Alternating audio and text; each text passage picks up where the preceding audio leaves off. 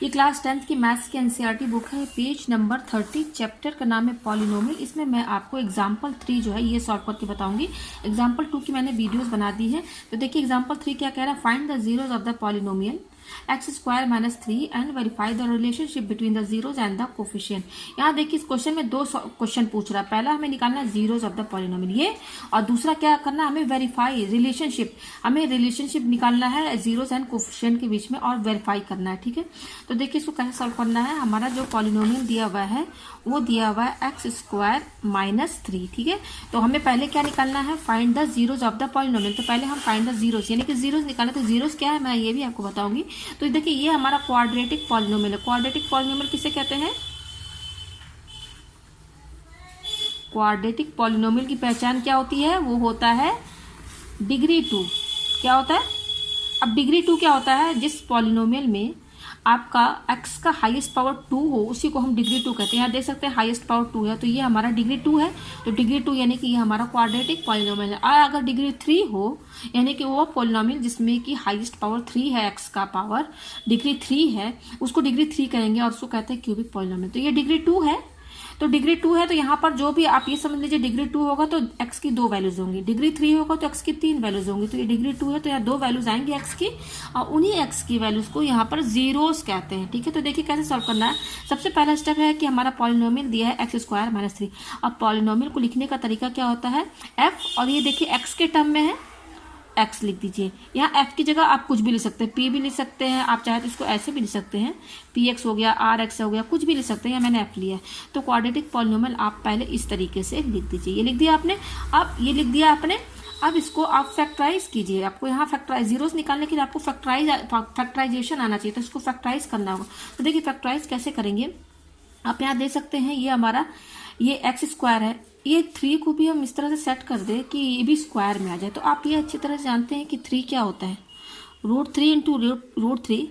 ये 3 को हम ऐसे लिख सकते हैं ना, 3 इक्वल टू ये √3 इंटू √3, अगेन जब मल्टीप्लाई होगा तो 3 के बराबर आ जाएगा। तो यहाँ पर मैं एक्स स्क्वायर माइनस ये 3 जो है उसको जस्ट मैं क्या लिख दूंगी, √3 इंटू √3।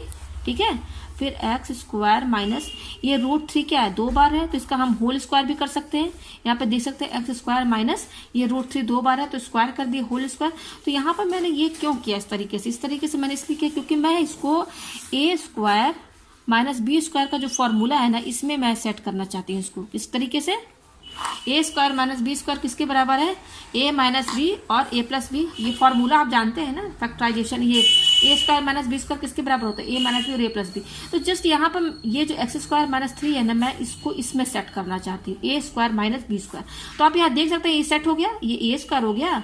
यहाँ मैं लिख देती हूँ ए स्क्वायर माइनस और बी स्क्वायर। आप देख सकते हैं ये ए का होल स्क्वायर यहाँ पर एक्स का होल स्क्वायर के बराबर है, फिर माइनस बी है, बी क्या है यहाँ पे √3 है, उसका भी होल स्क्वायर।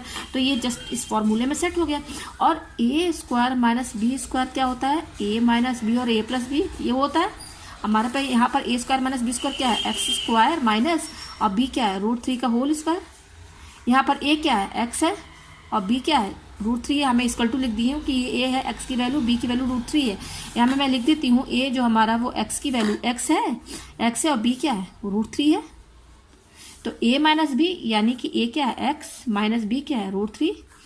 अगेन ए प्लस बी बोला तो ए क्या हमने एक्स है प्लस बी क्या है √3।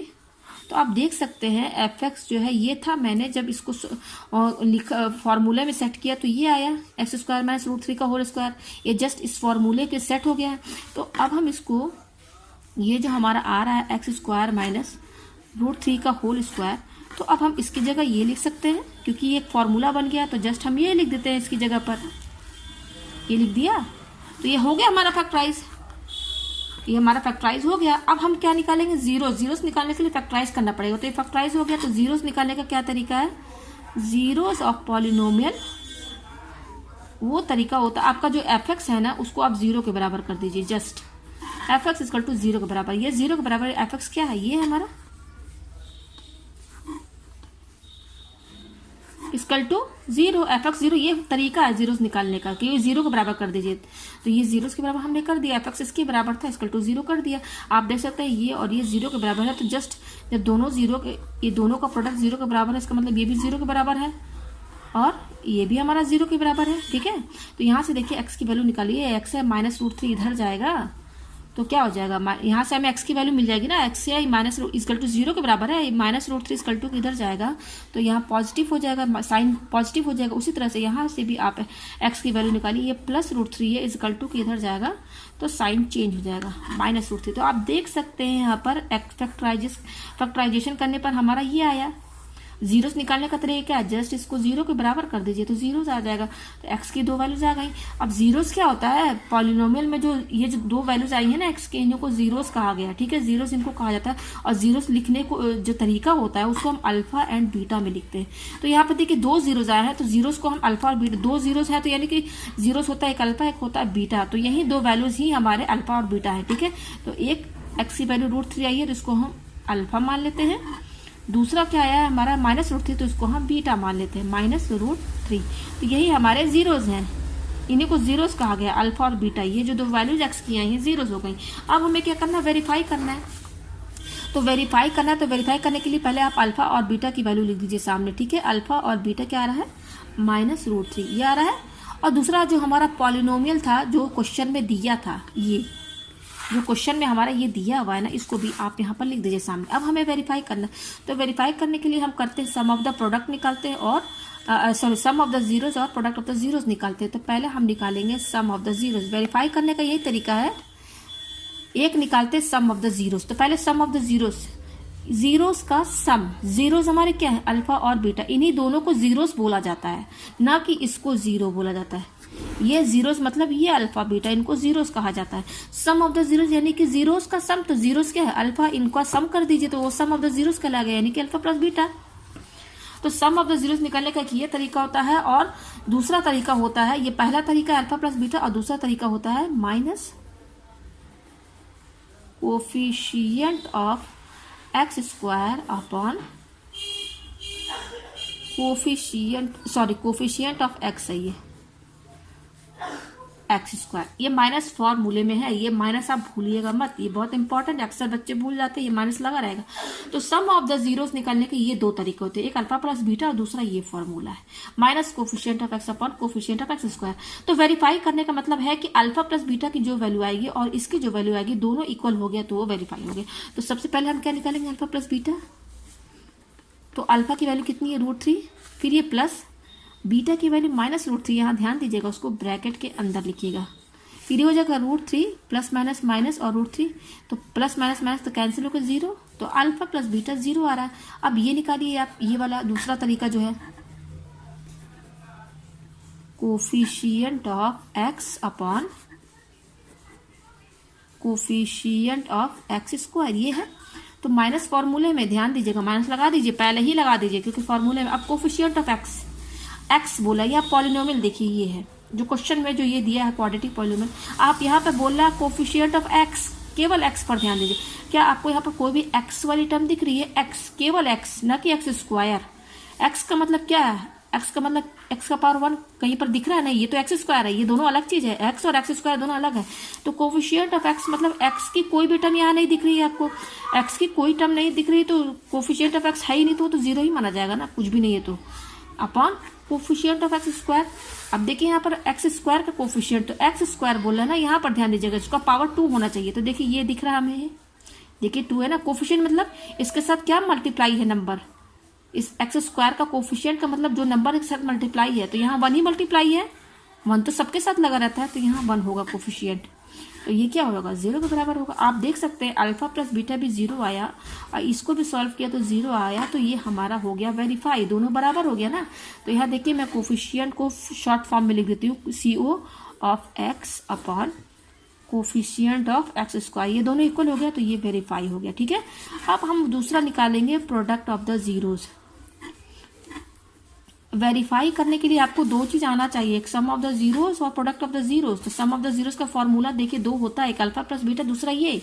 उसी तरह से प्रोडक्ट ऑफ जीरोस का भी 2 फॉर्मूला, पहला क्या, पहला तो ये कोई इसी में समझ में आ रहा है, जीरोस का प्रोडक्ट मीन्स मल्टीप्लीकेशन, जीरोस हमारे क्या है अल्फा और बीटा है, ये है अल्फा बीटा, तो अल्फा बीटा का प्रोडक्ट यानी कि अल्फा इंटू बीटा, ये किया हो गया फॉर्मूला। और दूसरा होता है कांस्टेंट टर्म अपॉन ये कोफिशिएंट मैंने लिखा, पूरा नहीं लिखा, कोफिशिएंट ऑफ एक्स स्क्वायर, ये होता है दूसरा फॉर्मूला। जैसे सम ऑफ द जीरोस में 2 थे, प्रोडक्ट ऑफ द जीरोस में भी 2 है, एक ये अल्फा इंटू बीटा, दूसरा ये फॉर्मूला है constant term upon coefficient of x square. यहाँ पर कहीं भी माइनस नहीं है और इसमें माइनस था, यहाँ ख्याल कीजिएगा। तो अब चलिए हम पहले अल्फा इंटू बीटा निकाल लेते हैं, ठीक है। तो अल्फा इंटू बीटा, अल्फा की वैल्यू क्या है हमें यहाँ पे मैं लिख देती हूँ क्योंकि इसकी जरूरत पड़ेगी। बीटा क्या था हमारा -√3 और हमारा पॉलिनोमियल क्या था एक्स स्क्वायर -3, ये है। तो पहला फॉर्मूला प्रोडक्ट ऑफ द क्या है जीरोस का, अल्फा इंटू बीटा।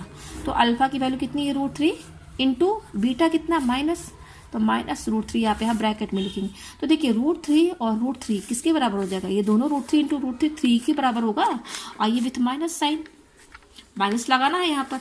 अब दूसरा जो तरीका है वो क्या है, कांस्टेंट टर्म अपॉन कोफिशिएंट, ये कोफिशिएंट लिखा मैंने शॉर्ट में लिख दिया, कोफिशिएंट ऑफ एक्स स्क्वायर, आप पूरा लिखिएगा।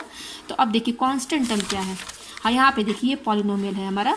कांस्टेंट टर्म वो टर्म जिसमें एक्स ना हो, कोई वेरिएबल उसके साथ मल्टीप्लाई ना हो, केवल एक सिंगल डिजिट हो। देख सकते हैं यहाँ पर 3 है, सिंगल डिजिट। अब इस 3 के साइन भी आपको देखकर चलना है। यहाँ पे 3 तो आप जान गए कि कांस्टेंट टर्म है, लेकिन इसका साइन क्या है, इसका साइन आप देख सकते हैं ना -3, माइनस यहाँ पे आप लगाएंगे -3, ये है कांस्टेंट टर्म इस वाले पॉलिनोमियल में, upon coefficient of x square बोल रहा है। तो एक्स स्क्वायर वाला कौन सा, ये है, देखिए यहाँ पावर लगा है ना स्क्वायर, आप इसी पर ध्यान दीजिएगा जिसका पावर 2 हो। तो यहाँ देख सकते हैं इसका कोफिशिएंट मतलब क्या नंबर मल्टीप्लाई है इसके साथ, आप देख सकते हैं 1 तो हमेशा सबके साथ लगा रहता है, तो इसका कोफिशिएंट क्या होगा 1, तो ये हो गया -3।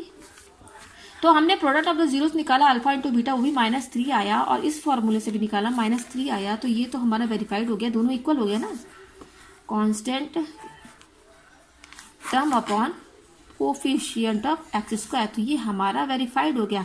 इसी को यही क्वेश्चन पूछा ही गया है कि आप वेरीफाई कीजिए। देखिए हमने वेरीफाई कर लिया। वेरीफाई मतलब कि आपको यहाँ पर क्या ध्यान देना है कि सम ऑफ द प्रोडक्ट निकालना। सम ऑफ द प्रोडक्ट के 2 फॉर्मूले होते हैं, एक ये होता है दूसरा ये होता है। इन दोनों का वैल्यूज निकाल दीजिए, दोनों बराबर आ गया, बराबर आ जाएगा तो वेरीफाई होगा। उसी तरह से प्रोडक्ट ऑफ द जीरोस में भी आपको देखना है। तो यहाँ जीरोस निकालने के लिए आपको फैक्टराइजेशन आना जरूरी है। देखिए फैक्टराइजेशन का क्या तरीका है ये देख सकते हैं। मैंने इसको जस्ट फॉर्मूले में सेट कर दिया है। 3 को मैंने √3 इंटू √3 कर दिया। तो मुझे उम्मीद है आपको ये क्वेश्चन अच्छे से समझ में आ गया होगा।